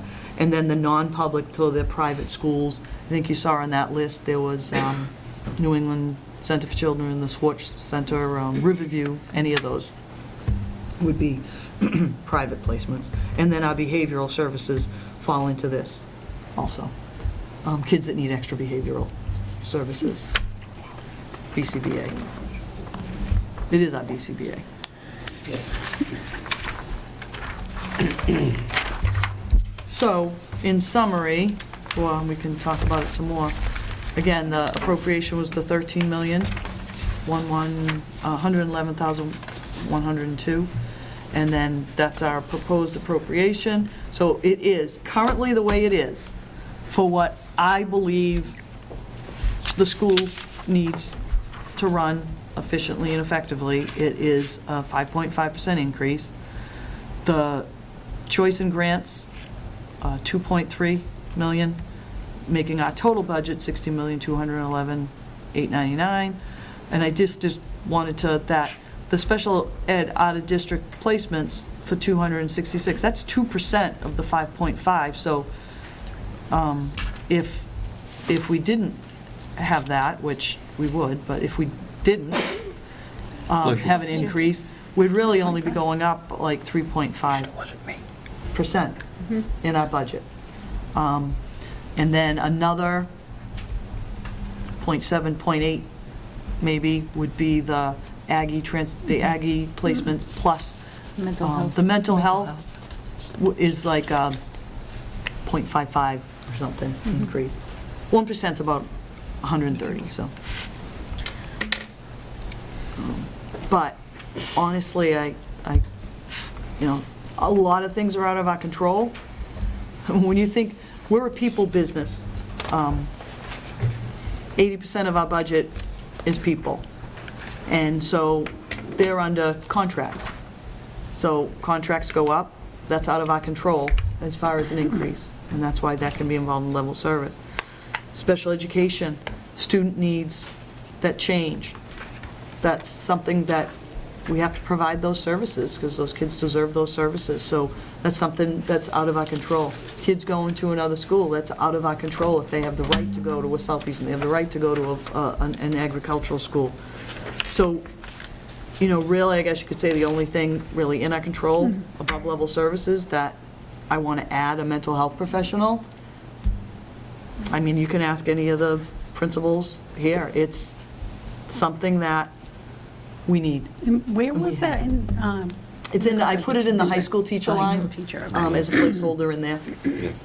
Because I don't really, it'd probably be here at the high school. We don't have a line for a social worker or adjustment counselor, so I just put it in high school teachers. So, really, are there any things that any ideas you have? What are your thoughts on the budget itself? We go through this every year, but. Personally and foremostly, I think you both did a tremendous job. Absolutely. For the years I've been here, I'm proud of what we put out every year. 100 kids, 90% of them go on, or more. We have nothing to be ashamed about. And unfortunately, that costs money. You're right, we are a people business. And this is a big business. We need to supply the students in this town with what they need to move on in life. And we're the biggest, we have the biggest business in town. We employ the most people. And I think we move forward with what we have here, my opinion. And I think if there's any other comments, I'm more than willing to agree to disagree, but I hope we're all on the same page. My comment would be just the transparency. I have such an understanding of this budget. I may not like it, but it's fact. It's supported with all of your data, all of your preparation. With the Student Opportunity Act, I didn't know that. I had no idea. So thank you for educating me on that as well. I just think the transparency of the budget and the backup to each line item that you've provided, as well as Mrs. Grant, is amazing. So I would agree with Mr. Holden, and I would put forward for the 5.5%. I agree as well. I mean, the facts speak for themselves. We went through everything. I don't see how we can not ask for what we need. Yeah. Well, it goes back to last year. I mean, if we wanted to get to our per pupil expenditure that I think we deserve to be at, or what our students deserve to be at. What I think our community sees our students achieving at. I don't think our community looks at our students and looks at them as 280th in the state. If you asked, just without knowing any dollar amount or anything, where do you think our students rank? I think they'd say we're right up at the top, and they are. But so if we talked about that number last year, and it was, I think, 25% increase was what we would need in our budget. So I know they've asked for level service, but I mean, there's going to be a day when we're going to actually need an increase that is significant. And of course, I also pay taxes here, so I say, in the same breath, 5.5% is a lot of money, but it still isn't what we, what we really need. But this is a very well thought out budget. Well, I think, and I really have to say, this is, give credit to the principals and the teachers and stuff. This town gets a lot of bang for their buck. Yes. And the fact that we do what we do, and that we have kids that graduate and are successful, and that we have services for our kids and give them a great education, says a lot about the people that work here, because we don't spend as much as other towns per pupil. But I also said this last year, we can't keep performing the magic after a while. We're not top-heavy. We don't have a lot of things. There's school districts that have math specialists and reading specialists and literacy specialists and all these layers. We don't have that, and we still do a good job. But it's because people work really, really hard. And we can't keep cutting every year, because eventually we're going to be so bare bones and people are going to be tired, we're not going to be able to do this anymore. And I think we're coming to a critical place where we need to get what we need. And honestly, looking at the Student Opportunity Act and the Chapter 70 that came out, I mean, the town's not going to like to hear it, but basically the state's saying, we believe you can increase this much to just have an adequate system. This town doesn't want an adequate system. I know they don't. So, and they've always given us above net school spending. They've been above foundation. They've been above net school spending, but we're already there. So, but there still needs to be an increase. They're saying we can still increase by that much. So the town has supported us, but we have little by little cut, and eventually you can't do that anymore. So that's why we're here with that, and we feel it's a responsible budget. It is transparent. There's not fat in the budget. We need it for things, and we talked about it last year with everyone that, there's certain mandates that you have to do, and when, I guarantee you, if you go to any school committee meeting where there's a budget presentation this year, superintendents are saying the same things, because everybody is struggling. And I get it. Towns, because we need money for this, we need money for this, we need money for this, but again, the state's saying that smaller towns, obviously, they're saying we have the ability to pay. The question is, does the town have the desire to pay? So that's, I think, where we are. Are we allowed to ask questions now? Yeah, we're going right to the public forum.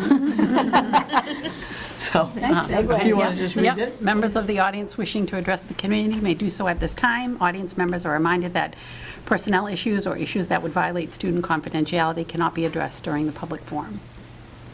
So I just had a question when you were talking about the school choice and that kind of dynamic of balancing taking kids in.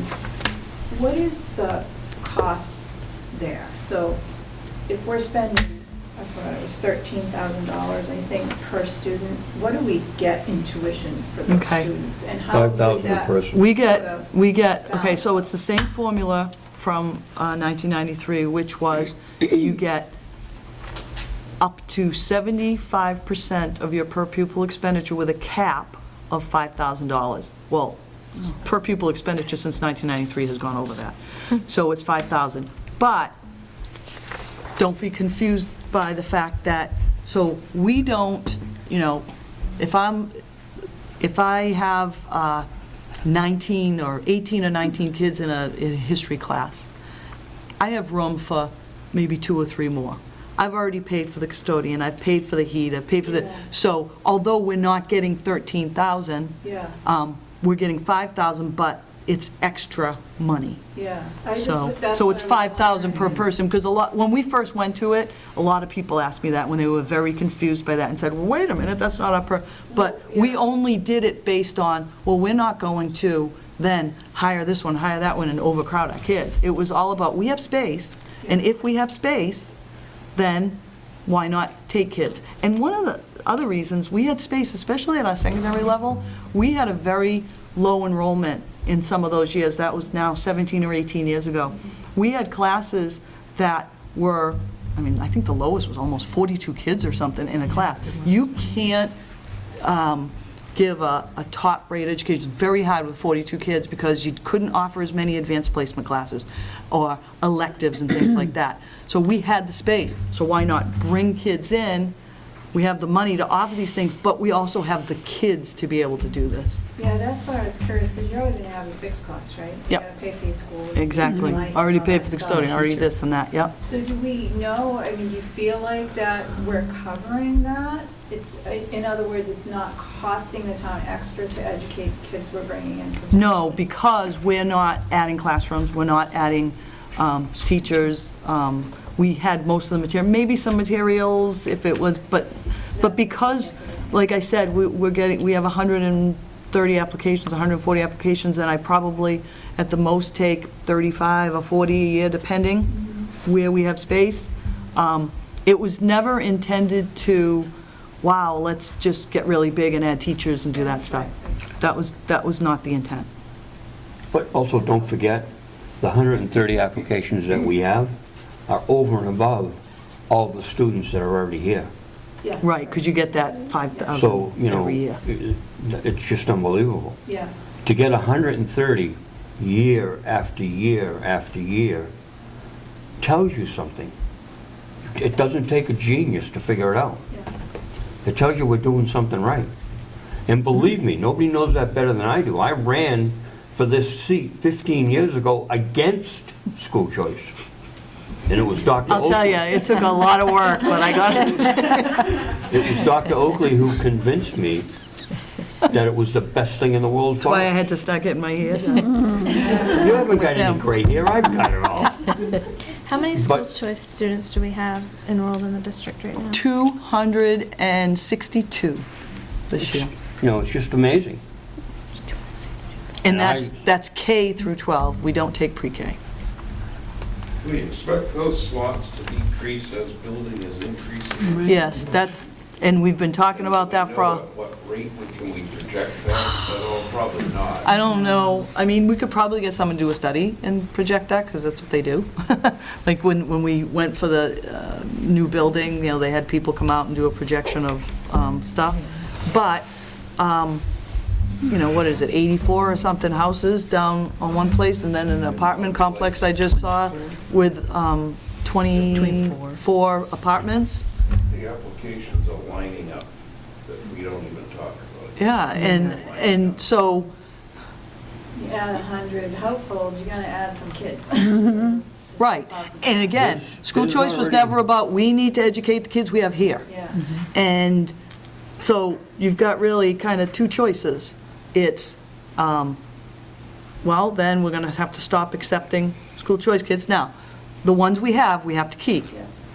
So you won't see that decline in money right away, Yeah. because they have to, if we just took 15 kindergarten kids, they can go all the way through. But over time, the community needs to look at that and say, this is happening, folks. We need to come up with something. So do we say, all right, well, we're going to get tax money for it. Okay, but that tax money doesn't come directly to schools like school choice does, okay? So how are we going to make up this difference of $1.5 million? And maybe it's not even that, maybe it's only 800,000 because we only take so many, but how do we make up this difference in the school budget? Or do you, and it really is more the size of the elementary schools, because we basically have 4 sections. When we have one bubble going through, that's a little tight on the building. Or do you look and say, do we need to expand our elementary schools and create space so then you can have or a newer building and have a better education for our kids, but also keep that funding. And I think that's going to be, I would say, in the next 3 to 5 years, a discussion that this community has to have. There's around 20 houses being built right now in town. Right now. I wrote And then around. that's on top of the 84. That's and never mind, 80. no, the 84 is now 92. No. Never A mind lot of projects on But I think the that, Scotland Ski Project. that's a Scotland Ski project town-wide would kill us. discussion. Because I personally think it would be a shame to say, to get rid of, the school choice money, but also the school choice kids. Because I'll tell you, Agreed. they have added a lot to our district, and I think it's nice to bring in other kids into the community.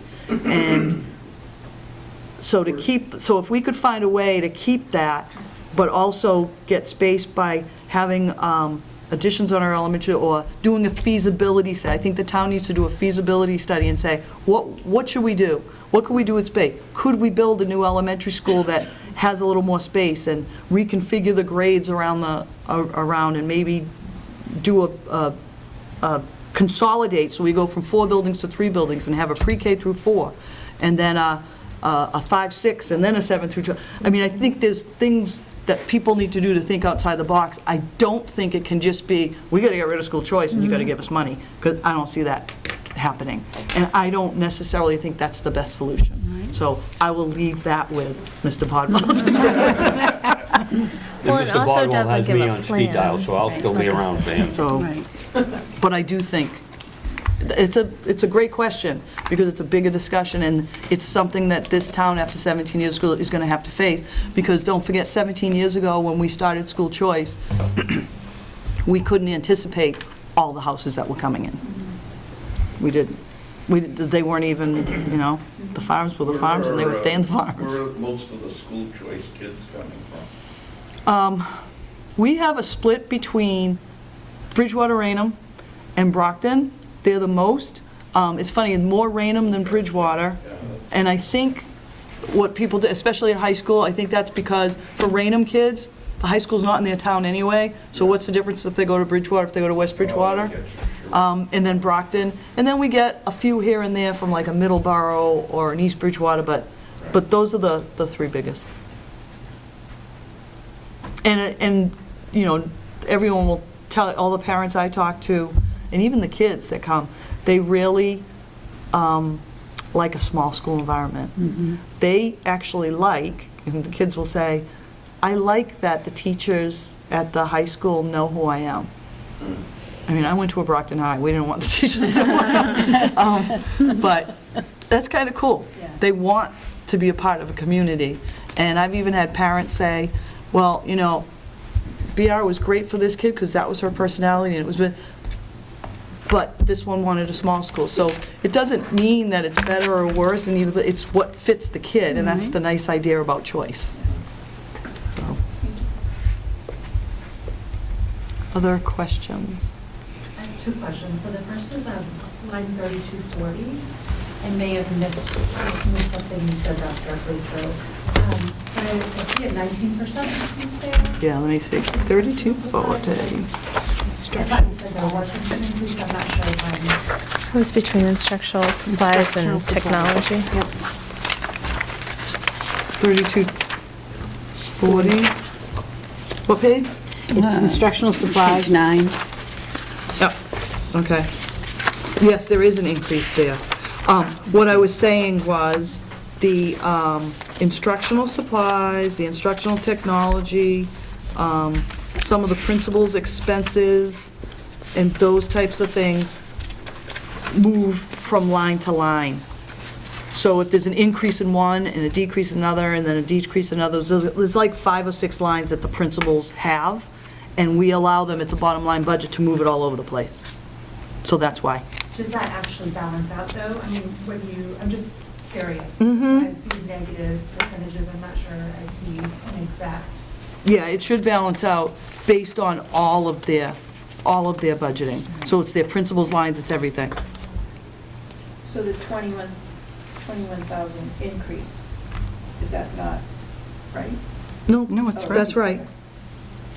It's just that the principals' budgets have more than, they have like 5 or 6 lines, and they can take their money and go and move it around between line and line because it's a bottom line budget.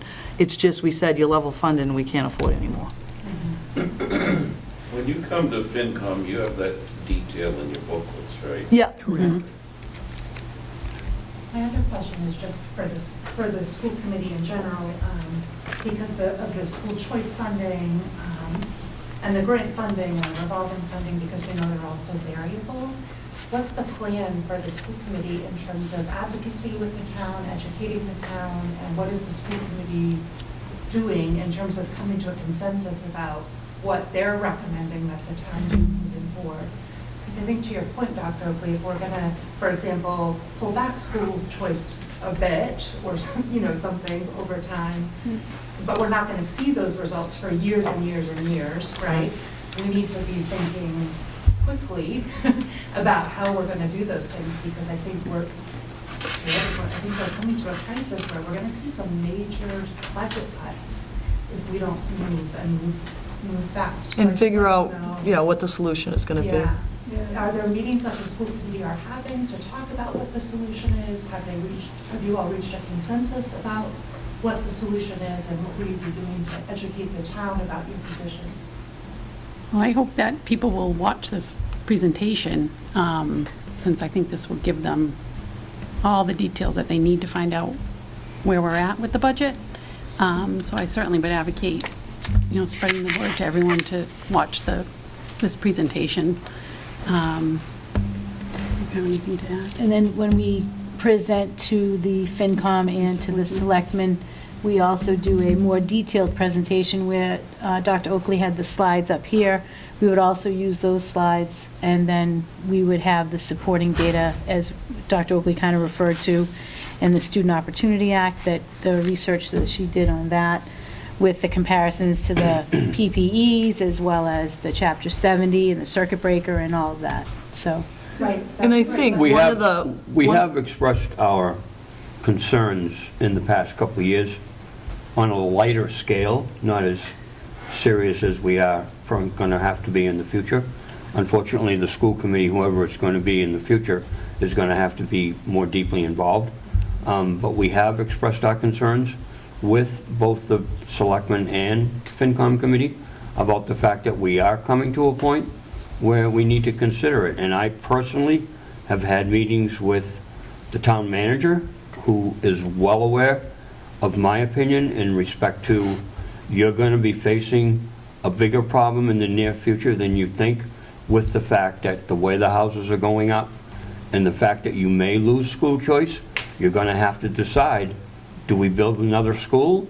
Do we build a bigger school? Do we, what do we do? And if not, is the town prepared to come up with a couple $1 million more every year? And so, and they're, so in all due respect, I don't think that they're aware that we are this close to being to that point, but I know that they are aware of the fact that it is coming. And I think I've had the conversation, and they've asked me my recommendation. That's where I believe that the next thing to do is some type of feasibility study on what can be done. And I really think that needs to happen, this coming year. Start talking about it and saying, should we go in this direction or this direction, and come up with that. And the best way to do that, because I don't think you can do it without some expertise and to do a feasibility. So that's what I know the school committee, that was my recommendation, and I know we've talked about it, and that's the next step.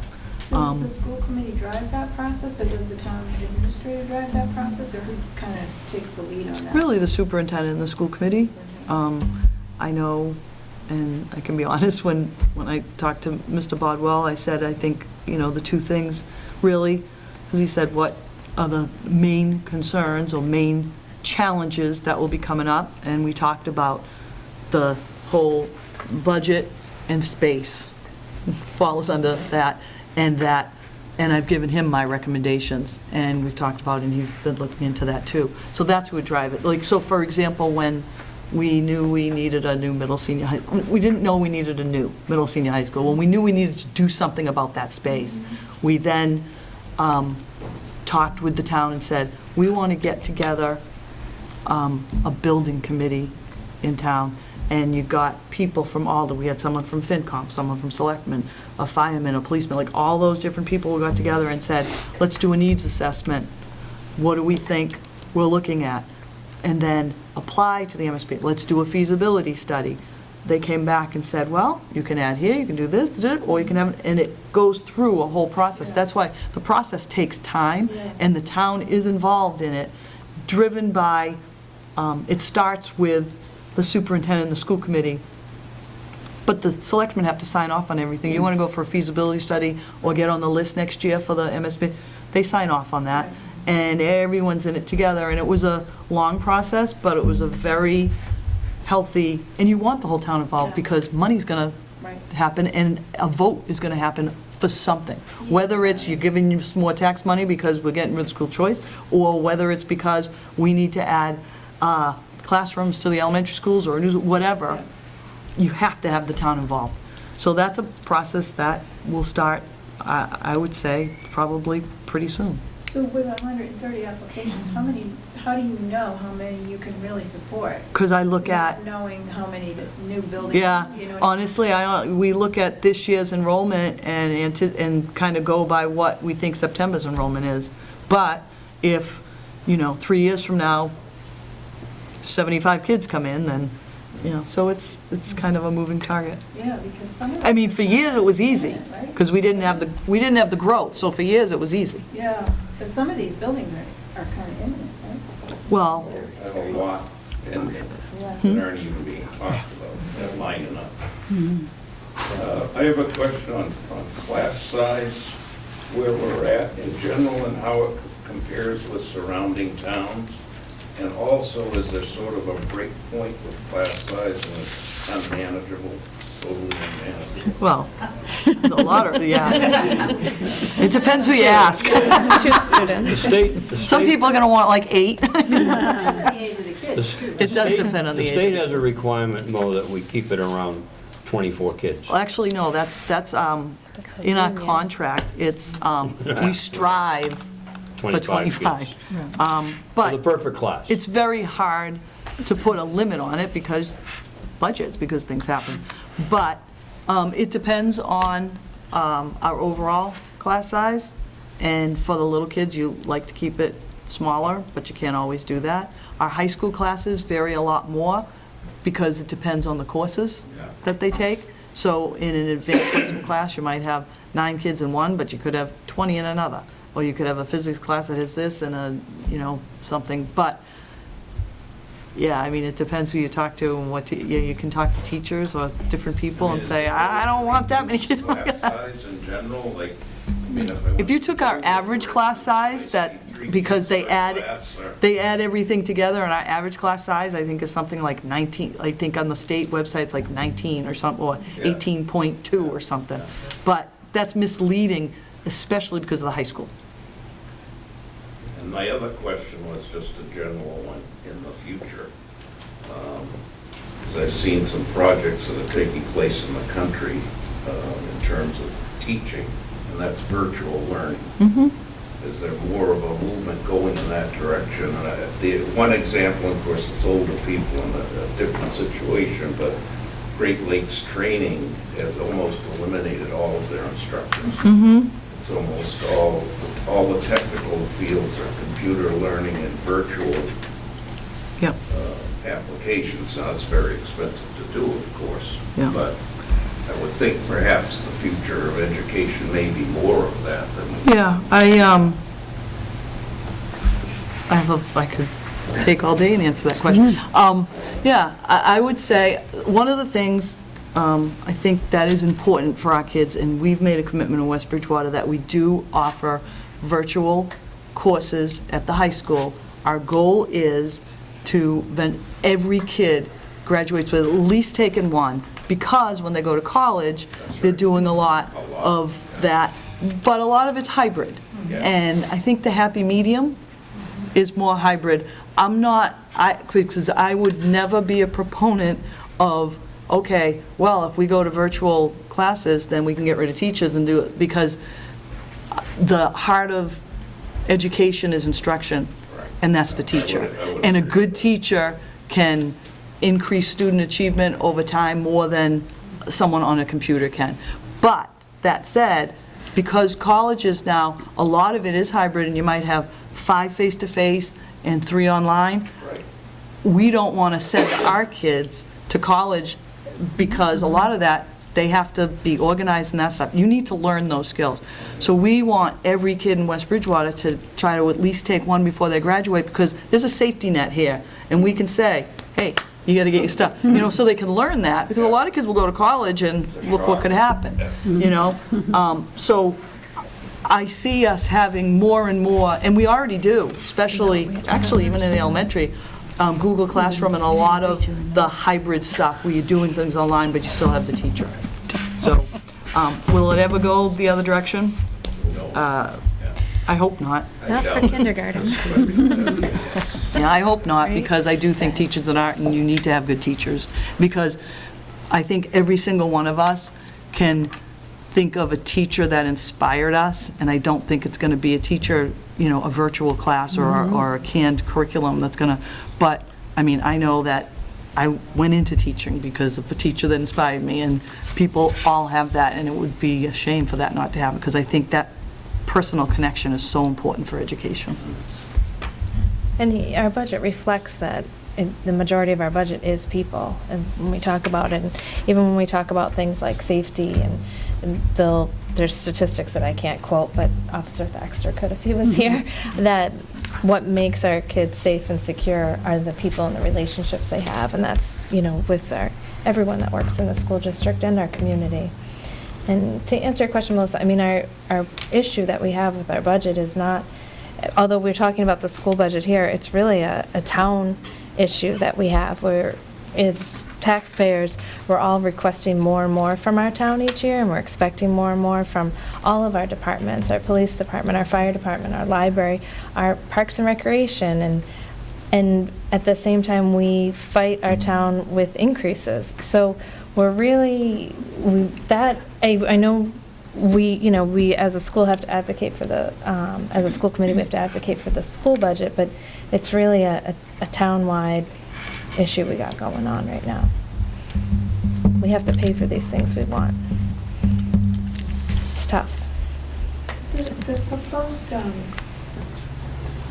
health services person, mental health service person, have you had experience with other towns bringing someone in, and does it make a difference, and is it quantifiable difference, or is there any way to measure? Yeah, I mean, I know I have some research on different programs that people have done, and the number of kids that with a program set up, because it wouldn't just be a person, they'll set up programs, so it's not just that you have a person that's there, but they build capacity and set up programs that schools that have these type of programs, if a kid does have an episode, or there's a 50% less chance that they'll have another episode or be re-hospitalized if they have early detection and someone working with them in a program for them to bridge their way back to school and stuff like that, depending on different stuff. Yeah, and there's a lot out there.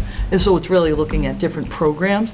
So although, yes, I want a person, it's not going to be just a person that we think of as a counselor or a person that's just sitting in an office coming and seeing kids. That's not, it's a person that's going to help create programs and bridge kids back and really be at the crux of early identification It's the and clinical piece treatment. that we're missing right now. We don't have that clinical piece. We have school psychologists, but that's the level of our clinical expert we have in our building is school psychologists. So- But also a person, too, that can tie parents and say, hey, you know what? Here's outside Pull resources. out resources, yeah. That's what we need. That's huge. And We're I missing think that. that distinction would be important to FinCom and the selectmen. Yeah. Okay. To define exactly this next level indeed, instead of just A person, yeah. Yeah, here's what we have now, and here's what we'll be able to do, or, you know, Okay. in general terms. Yeah, no, great. Good suggestion. Okay. Anything else?